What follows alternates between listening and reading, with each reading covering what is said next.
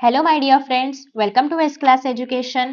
आज आपण पाहणार आहोत 12th स्टँडर्ड बायोलॉजी मधील चॅप्टर 14 दॅट इज इकोसिस्टम्स आणि एनर्जी फ्लो. या चॅप्टर मधले इम्पॉर्टंट क्वेश्चन्स कुठले कुठले आहेत, PYQs कोणते आहेत आणि कोणता पार्ट आपण केला पाहिजे. कारण आय नो की हे सगळे चॅप्टर्स जरासे बोरिंग आणि थोडे मोठे आहेत थिअरोटिकली, बट तरी सुद्धा आपण हे चॅप्टर्स मधले काही इम्पॉर्टंट टॉपिक्स करणार आहोत की जे एक्झाम मध्ये खूपदा विचारले जातात आणि तेवढं सफिशियंट आहे.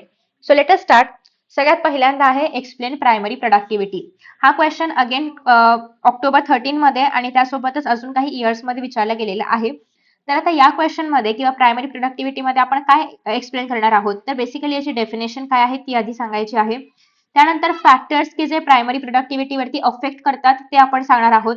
फॉर एक्झाम्पल प्लांट स्पीशीज जे की एका पर्टिक्युलर एरियामध्ये राहतात, किंवा एन्व्हायरमेंटल फॅक्टर्स कुठले कुठले आहेत, लाईट असेल, टेम्परेचर आहे, वॉटर आहे, न्यूट्रिएंटची अवेलेबिलिटी असेल किंवा फोटोसिंथेटिक कॅपॅसिटी ऑफ प्लांट असेल, हे सगळं प्रायमरी प्रोडक्टिव्हिटी वरती अफेक्ट करत असतं.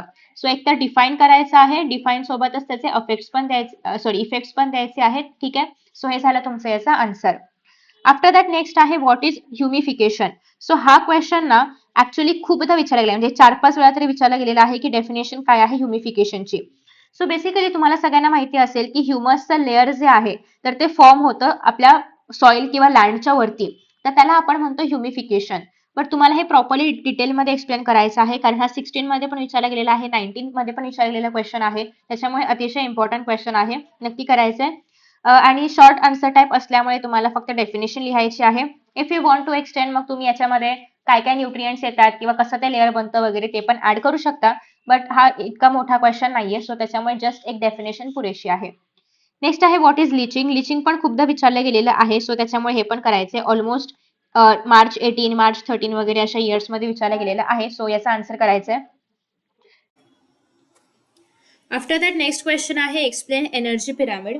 आता एनर्जी पिरामिड म्हणजे काय आहे ते सांगायचं आहे. मग याच्यामध्ये आपण एक एक्झाम्पलसाठी असं घेऊ शकतो की अगेन आपल्याकडे तेच एक्झाम्पल घ्यायचं आहे की खाली प्रोड्युसर्स आहे, त्यांच्याकडे फॉर एक्झाम्पल 100% एनर्जी आहे, ती प्रायमरी कन्झ्युमर्सकडे 10% गेली, सेकंडरी कन्झ्युमर्सकडे 1% गेली, टर्शरी कन्झ्युमर्सकडे 0.1% गेली. सो बेसिकली हे जे काही एनर्जी पिरामिड मध्ये आहे आपल्या टेक्स्टबुकमध्ये, ते सगळं तुम्हाला एक्सप्लेन करायचं आहे. ठीक आहे, डन. आफ्टर दॅट नेक्स्ट आहे कार्बन सायकल. अगेन हा क्वेश्चन पण ऑलमोस्ट 4 ते 5 वेळा PYQs मध्ये आलेला आहे. आय नो की याचा आन्सर थोडंफार मोठं असू शकतं, की फॉर एक्झाम्पल तुम्हाला पूर्ण सायकलिक पाथवे जो आहे कार्बनचा तर तो एक्सप्लेन करायचा आहे, की फोसाईल फ्युल्स मधलं कार्बन डायऑक्साईड कसं वरती जात आहे किंवा त्याचं रिलेशन फोटोसिंथेसिस सोबत कसं आहे, त्यासोबतच त्याच्यावरती ह्युमन ऍक्टिव्हिटीजचा काय इम्पॅक्ट होतोय, हे सगळं तुम्ही याच्यामध्ये एक्सप्लेन करणार आहात. त्यानंतर नेक्स्ट क्वेश्चन आहे तो म्हणजे क्वेश्चन नंबर 8 इकोलॉजिकल सक्सेशन. हा क्वेश्चन पण ऑलमोस्ट 4 ते 5 वेळा विचारला गेलेला आहे एक्झाम्स मध्ये. सो बेसिकली तुम्हाला याची डेफिनेशन लक्षात ठेवायची आहे. त्यासोबतच नेक्स्ट आहे की वेगवेगळ्या प्रकारचे स्टेजेस जे आहेत सक्सेशन मधले तर ते पण करायचे आहेत. सो इकोलॉजिकल सक्सेशन मध्ये स्टेजेस पण येतील, म्हणजे आधी डेफिनेशन येईल आणि त्यानंतर स्टेजेस वगैरे पण तुम्हाला लिहायचे आहेत. फॉर एक्झाम्पल फायटोप्लॅन्क्टन स्टेज असेल, सबमर्ज प्लांट स्टेज असेल किंवा सबमर्ज प्लांट लोटस वगैरे जे काही एक्झाम्पल्स आहेत ते पण तुम्ही लक्षात ठेवू शकता, कारण हा क्वेश्चन 2022 मध्येच विचारलेला आहे. ठीक आहे. नेक्स्ट आहे what is pioneer species. Again एक छोटासा क्वेश्चन शॉर्ट आन्सर टाइप मध्ये क्वेश्चन आहे, हा पण एक्झाम मध्ये तुम्हाला पुन्हा एकदा विचारला जाऊ शकतो. नेक्स्ट इज जे काही इकोलॉजिकल सर्व्हिसेस आहेत त्यापैकी कोणत्याही 2 तुम्हाला या ठिकाणी एक्सप्लेन करायच्या आहेत. मग त्याच्यामध्ये प्रोव्हिजन सर्व्हिस असेल, सपोर्टिंग सर्व्हिस आहे, रेग्युलेटिंग सर्व्हिसेस असेल किंवा कल्चरल सर्व्हिस असेल, अशा प्रकारचा हा क्वेश्चन मार्च 15 मध्ये विचारला गेला होता. इतका इम्पॉर्टंट नाही ऍक्च्युअली, पण तरी पण तुम्हाला करून ठेवायचं आहे.